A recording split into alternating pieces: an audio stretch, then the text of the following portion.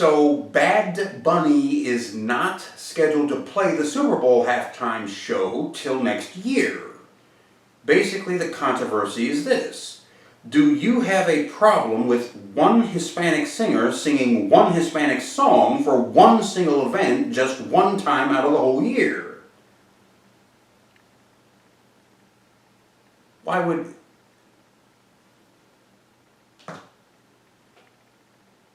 Are you new to these segments? I listen to countless Hispanic singers singing nothing but Hispanic songs every single day out of the year. How is this a controversy? Oh, let me guess. You've got pockets of rednecks out there for whom a Hispanic singer isn't going to placate their peckerwood preferences? Is that it? That's the controversy? That's the big emergency? That's a priority, huh? Yeah, I see. You could bring in Desi Arnaz, Menudo, or Charo to sing your precious halftime show, and I still couldn't be compelled to give a damn. Who in the hell cares?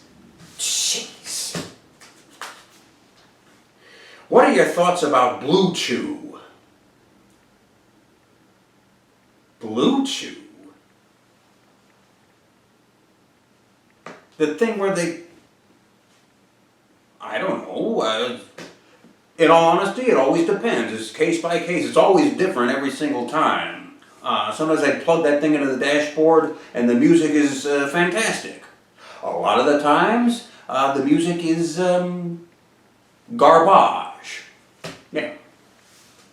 It's precisely the sort of music that one might have heard at, I don't know, Super Bowl halftime shows in days gone by. What is your take on the Epstein files? You know, once upon a time, to me, Epstein had only one meaning. A Puerto Rican Jew with a note from his mother in Mr. Cotter's World History class at James Buchanan High School in Brooklyn, New York. That is what Epstein was to me. Now, of course, you have all fast-forwarded me into the current events of these Epstein files and the entire debacle behind them and all of the monstrous villains entailed therein.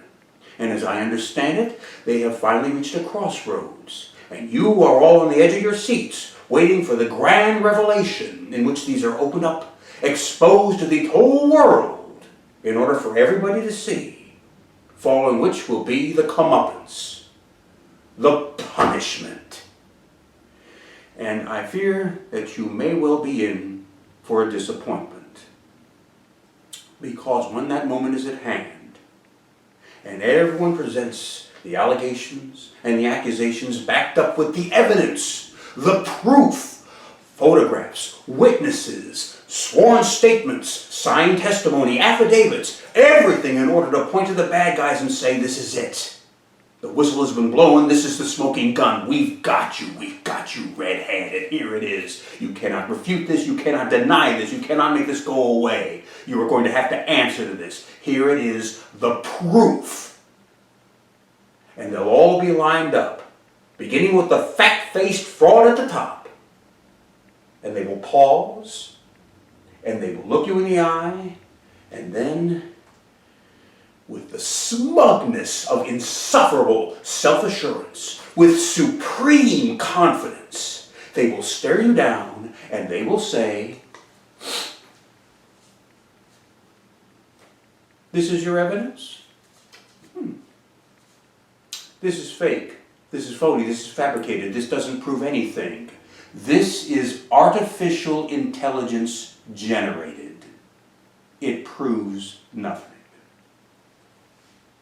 You, of course, will say, this isn't fake, this isn't artificial intelligence generated, this is real, this is legitimate, this proves everything.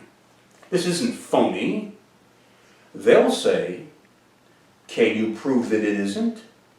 You'll say, well, can you prove that it is? And they'll say, can you prove that it isn't? And back and forth.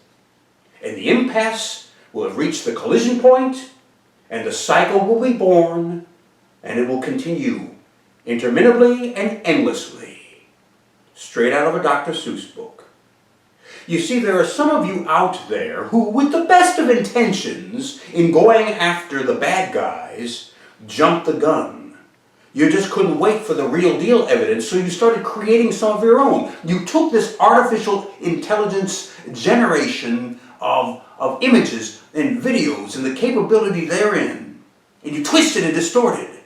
And you created these videos and images depicting the bad guys saying things that they didn't in fact say, doing things which they did not in fact do.